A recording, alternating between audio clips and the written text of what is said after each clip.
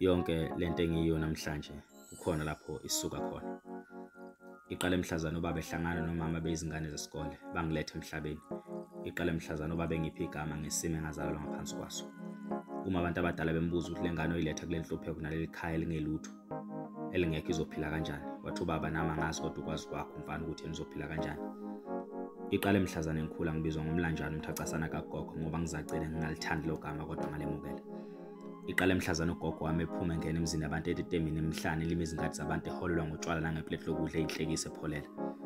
Yonke lento engiyiyo iqale mhlazana uNkulunkulu ethatha umama wami ngimncane. Iqale mhlazana ukufa kuthatha wonke umuntu ekhaya ngakhula ngibizwa ngentandane engalithanda lo gama kodwa ngalemukela. Iqale mhlazana ngiqala ngithatha ipeni ngikhuluma nephepha lami.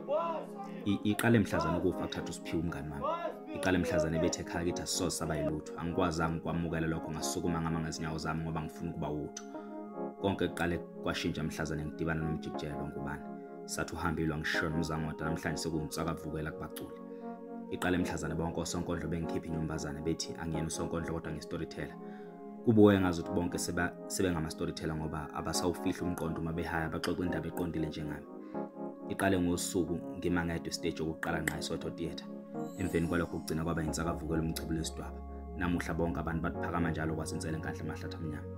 Konke engikho namhlanje khona lapho kusuka khona futhi khona lapho kuya khona. Ungasali ngaphandle kubeni ingxenye yalomlando wempilo yami.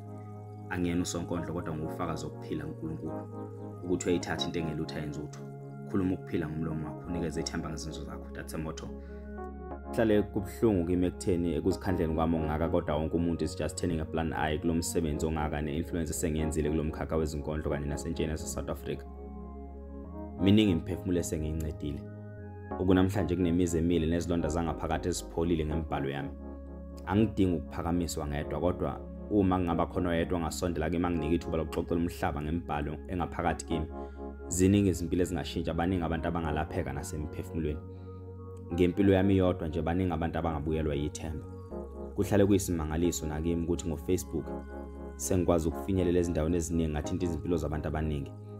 NgoFacebook sengiqopha imilando ngenza ama one man show angaphezulu kwayisikhombisa ngaphandle koxhaso. Ngegama lami ngisebenzile ingakho ngiyibonga namanje inkosi. Njengamanje ngidinga ukufinyelela lapho ngakaze ngifinyelela khona simakade. Ngiyathanda ukuzibona emaphepheni uma ngenze kahle. Ngiyathanda nami ukuzibona kumabona kude njengabanye abantu mangenza kahle. Ngiyafisa futhi nami ukulalela umhlaba wonke ngikhuluma emsakazweni njengethuba engakaze ngilithole. Ngiyabonga kakhulu kuona wonke umuntu ongesekile kusukela ngisaqala kule ndlela. Ngibonga abantu baseThekwini ngokuhlala bephuma ngomningi babo mangenza imicimbi. Ngiyethemba futhi ukuthi nabantu baseGoli bayazi ukuthi ngiyabathanda futhi ngiyabonga kakhulu ngabahlale bekwenza kumina mangenza imicimbi. Okuwumcimbi wami wokugcina lo engizowenza eHillbrow Theatre nge-27 zakaJuni eGoli. Ngisazoyenza eminye imicimbi kodwa eGoli umcimbi wami wokugcina lona. Ngizobe sengenza nje imicimbi sengisiza abanye osonkondlo abasafufusa ngokuyisifiso sami. Angisoze ngalilahla ithemba uma nina nisathola ukuphila emagameni ami njalo mangiphimisa ukwazi insele enkandla amahlathi amnyama.